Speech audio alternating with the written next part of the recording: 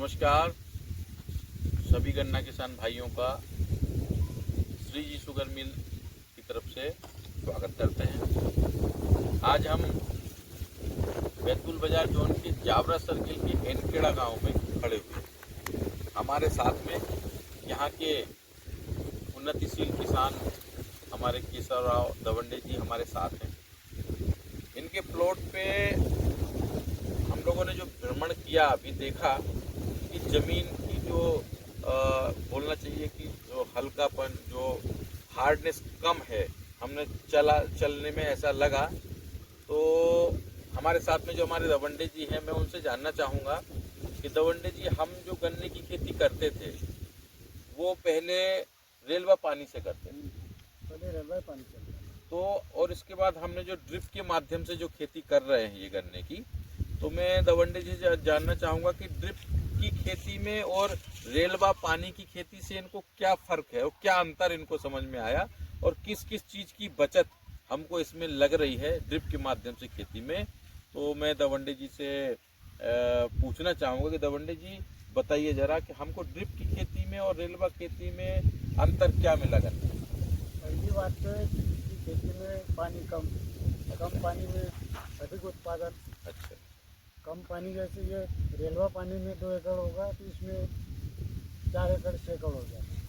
मतलब पानी दवंडे जी का कहने का है कि जो 2 एकड़ की खेती हम रेलवा पानी से करते हैं, तो ड्रिप के माध्यम से अगर हम गन्ने की खेती करेंगे तो कम से कम 5 एकड़ की खेती हम ड्रिप के माध्यम से कर सकते हैं। जी, दूसरी बात, खाद जो है पर्याप्त मात्रा में पूरा पौधे के पास चला जाता है और उसका लिक्विड बोलो या खाद को 24 को इनको सुबह पोटास को घोल के भी ड्रिप से चला तो पूरा खाद पौधे के पास तने के पास पहुंच जाता है।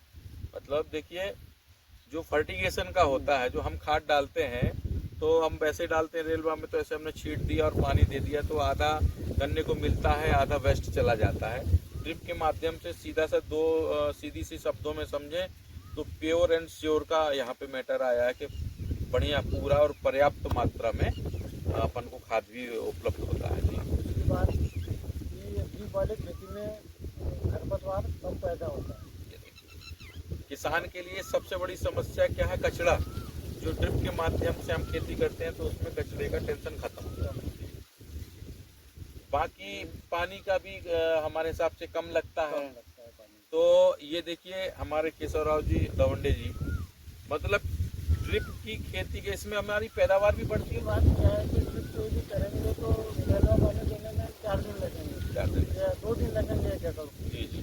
लेकिन ड्रिप के माध्यम से उसी पानी से हम 3 एकड़ 2 एकड़ पर्याप्त मात्रा में एक ही शिफ्ट में कवर कर लेते हैं। पानी की बचत है, पानी की बचत, समय की बचत और खाद की बचत, खाद पर्याप्त कम लगता है, व्यवस्थित हमारे पौधे को मिलता है।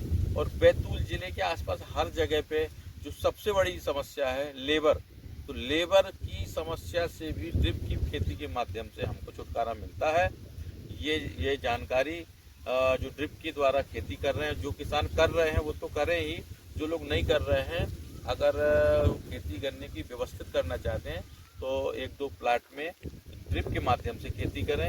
यही अपनी तरफ से दूसरी बात इसमें है कि फैक्ट्री जैसे आधा पैसा ड्रिप का इस साल काटेंगी, आधा पैसा अगले साल काटेगी, तो किसान को उसमें राहत भी मिल जाती, दवाई जो है दवाई भी मिल जाती। जी जी, खाद भी ये मिल जाता। बिल्कुल, ये भी बात बिल्कुल ठीक है। जो श्री जी शुगर मिल के माध्यम से जो ड्रिप प्रोवाइड कराई जा रही है, उसका किसान के प्रति फायदा ये भी है कि उसका 50% पैसा इस साल कटता है, 50% अगले साल कटता है, तो मतलब उसकी आर्थिक स्थिति को भी कहीं ना कहीं सुधार मिलता है।